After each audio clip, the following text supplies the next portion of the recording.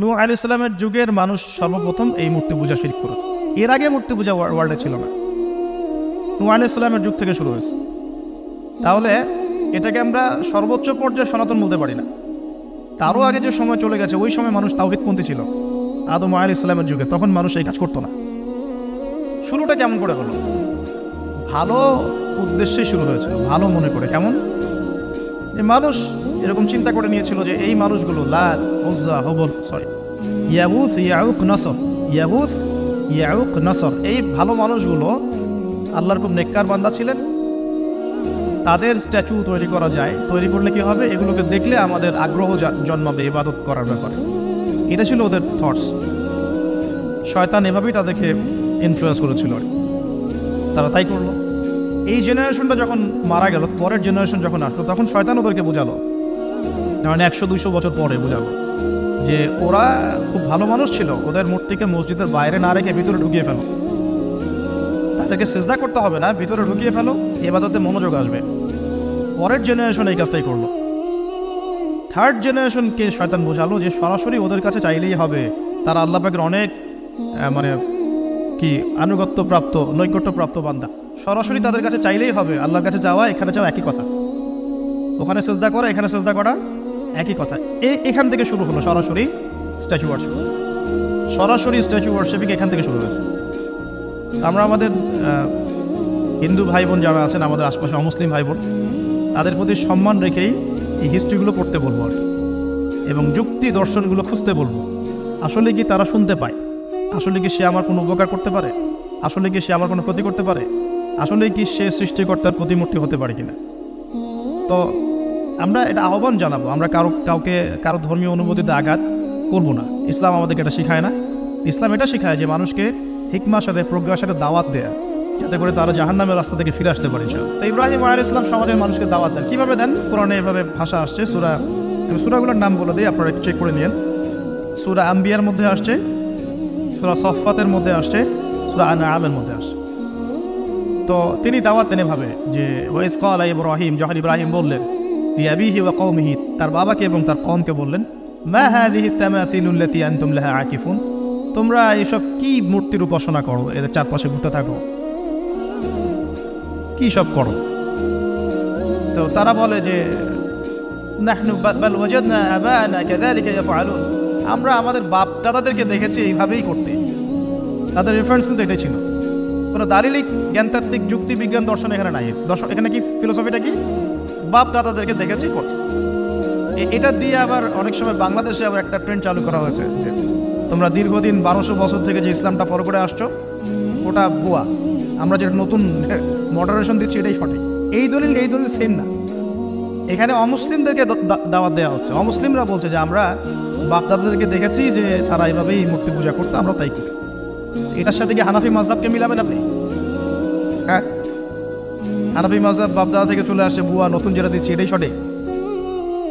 আস্তাগফিরুল্লাহ। তো আমরা হাত চেঞ্জ করাকে এখন মনে করি হিন্দু থেকে মুসলমান হইলাম মনে হয়। হাত বদল করাটাকে মনে হয় যে হিন্দু থেকে মুসলমান হয়েছি মনে হয়। গভীরে ঢোকেন, ওলামায়ে কেরামদের দার্সে গিয়ে বসে গভীরে ঢুকলে বুঝতে পারবেন যে ইসলামিক স্কুল অফ থটগুলা প্রত্যেকটারই ভিত্তি আছে। এগুলোর গভীর শেকড় আছে, ভিত্তি আছে। আল্লাহ, রাসূল এবং রাসূলের সাহাবীগণ, এই তিনটাকেই মানতে হবে।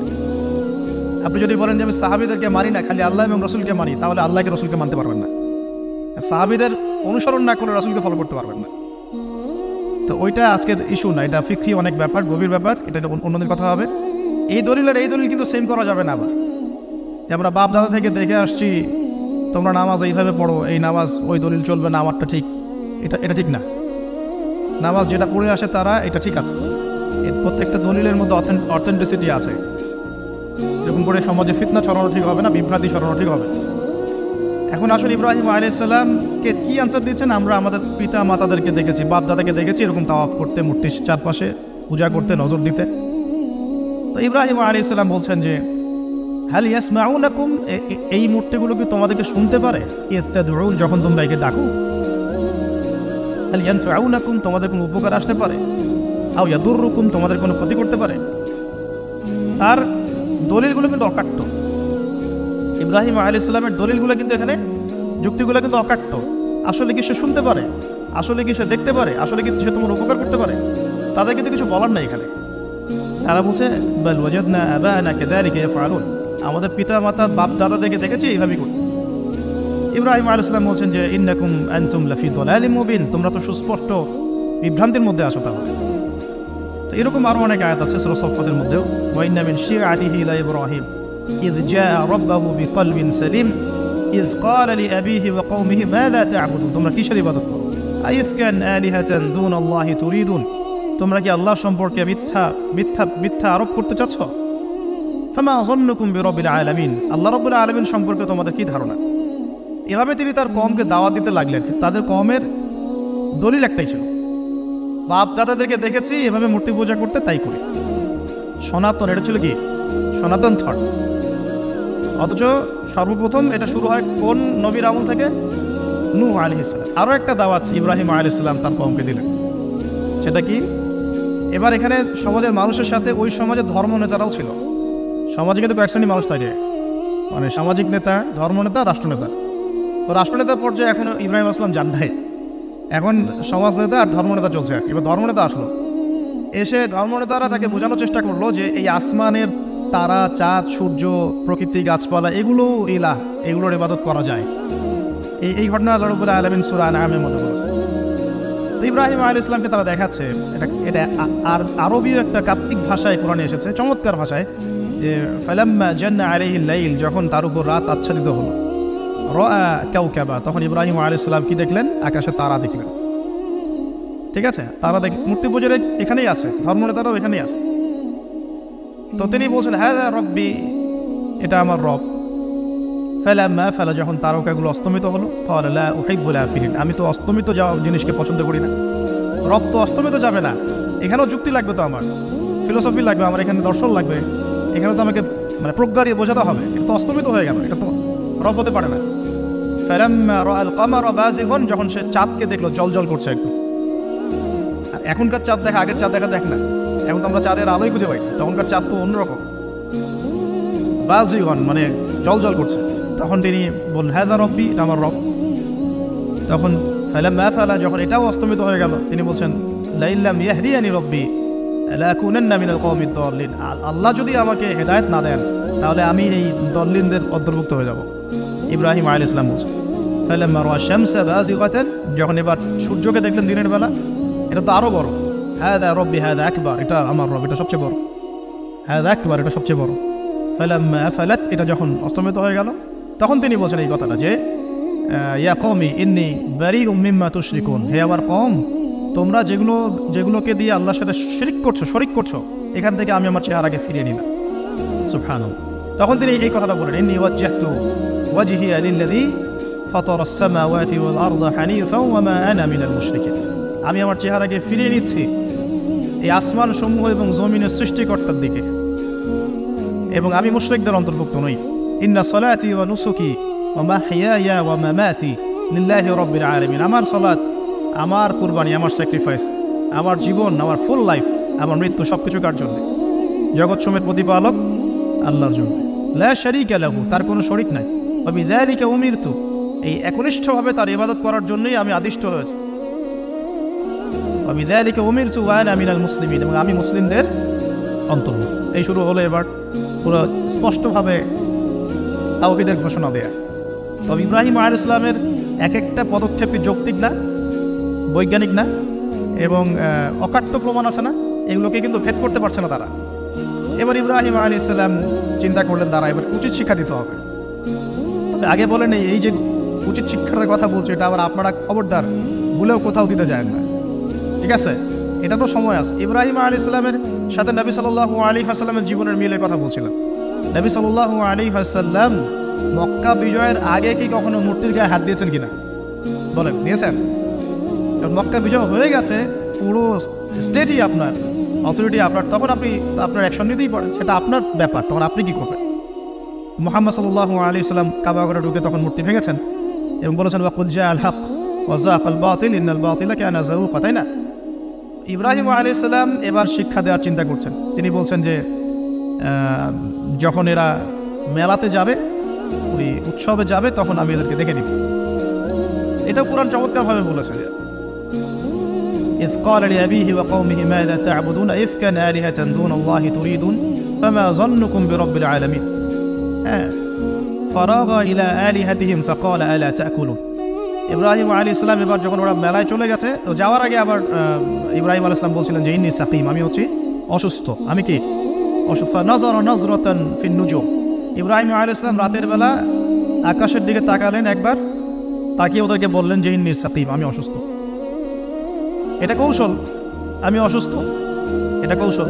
এই কৌশল আমার সব জায়গায় খাটাতে যায় না।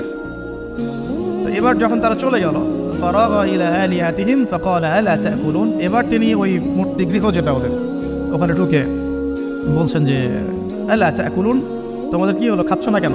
কাদেরকে বলছে এই কথা? মূর্তি, খাচ্ছ না কেন? আলা তাকুলুন।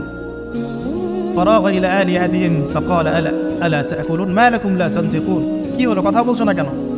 মা লাকুম লা তানতিকুন, কি হলো, কথা বলছো না কেন? এবার ফারাগা আলাইহিম দরবান বিল ইয়ামিন, এবার ইয়ামিন মানে ডান হাত, ডানাতে যা পেয়েছিলেন আর কি, তা দিয়ে সবগুলোকে ভেঙে চুরমার করে ফেলছে। ব্যাস, এবার ওরা যখন আসলো এসে বলছে যে আনতা ফাআলতা হাযা বিআলিহাতিনা ইয়া ইব্রাহিম, ইব্রাহিম তুমি কি আমাদের উপাস্যদের সাথে এই কাজ করেছো? বাল ফাআলাহু কাবীরুহুম হাযা, বড় এই বড়টা এই কাজ করছে। এর মধ্যে সবচেয়ে বড় যেটা আছে এই ব্যাটার কাছে, আমি করি নাই, আমি তো করি নাই। তখন ওরা তো এটা তো হতভম্ব হয়ে গেল, যে সে বলছে যে তুমি তো জানো, তুমি তো খুব ভালো করেই জানো যে তারা কথা বলতে পারে না, নড়াচড়া করতে পারে না, কিছুই করতে পারে না। তখন তিনি বলেন তাহলে তোমরা কেন এমন ইলাহের উপাসনা করো যে কথাও বলতে পারে না, শুনতেও পারে না, দেখতেও পারে না, তোমার উপকারও করতে পারে না, ক্ষতিও করতে পারে না। কিন্তু এবারও কিন্তু যুক্তি নাই কোনো, তাদের কাছে কোনো দলিল নাই, কোনো প্রমাণ নাই, কোনো যুক্তি দর্শন কিচ্ছু নাই। এবার শুরু হলো জুলুম। জালেমের কাজ কি? যুক্তি, জ্ঞান, দর্শন, বিজ্ঞান এগুলো দিয়ে যখন পরাস্ত, এগুলো দিয়ে পারছি না, এবার পেশি শক্তি। এবার কি? পেশি শক্তি। ব্যাস, এবার পেশি শক্তি। ইব্রাহিম আলাইহিস সালামকে নিয়ে যাওয়া হচ্ছে নমরুদের দরবারে। এবার চলো, এবার তোমার আজকে খবর আছে। এবার পুরো রিমান্ড হবে 7 দিনের। একদিন রিমান্ড হলেই অবস্থা খারাপ হয়ে যাওয়ার কথা। ইব্রাহিম আলাইহিস সালামকে এবার নিয়ে আজকে ধরেন নমরুদের কাছে, কি যে হবে আল্লাহ ভালো জানেন। ইব্রাহিম আলাইহিস সালাম যখন যাচ্ছেন তখন কি তিনি জানতেন যে আল্লাহ পাক তাকে আগুন থেকে বাঁচাবেন? এই ঘটনা যে ঘটবে তিনি কি জানতেন? আচ্ছা, আমরা না হয় জানি যে এমনটা হয়েছিল। ইব্রাহিম আলাইহিস সালাম ওই সময় তো আর জানতেন না যে কি হতে যাচ্ছে। তার মানে তার ওই সময় তার ইমানের তেজ, তার স্থিরতা, ইস্তেকামা এবং তাওয়াক্কুল কত বেশি ছিল। তাকে নিয়ে যাওয়া হচ্ছে এবারে নমরুদের সামনে দাঁড় করিয়ে। নমরুদ এবার একটু মরা নিয়ে জিজ্ঞাসা করলো যে কে তোমার রব? ওই কবরের প্রশ্ন করার মতো, মান রব, তোমার রব কে? তো ইব্রাহিম আলাইহিস সালাম বলছে রব্বি আল্লাযী ইউহয়ী ওয়া ইউমীত, আমার রব তিনি যিনি জীবন দেন, মৃত্যুও দেন। এবার নমরুদ বলছে ক্বালা আনা উহয়ী ওয়া উমীত, আমি তো জীবন দিই আর মৃত্যু দেই। কিভাবে? একজন যাবজ্জীবন প্রাপ্ত আসামিকে ডেকে নিয়ে ছেড়ে দিল, দিয়ে বললো যে জীবন দিলাম।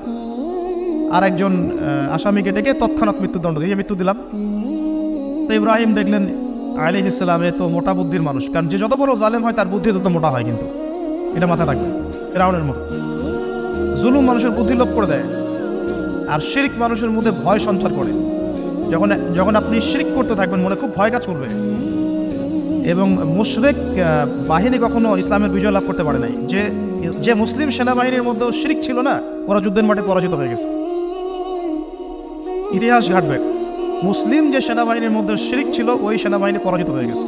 আবার অল্প গুটি কয়েক সেনাবাহিনী তারা তাওহীদপন্থী ছিল, তারা জয়লাভ করেছে।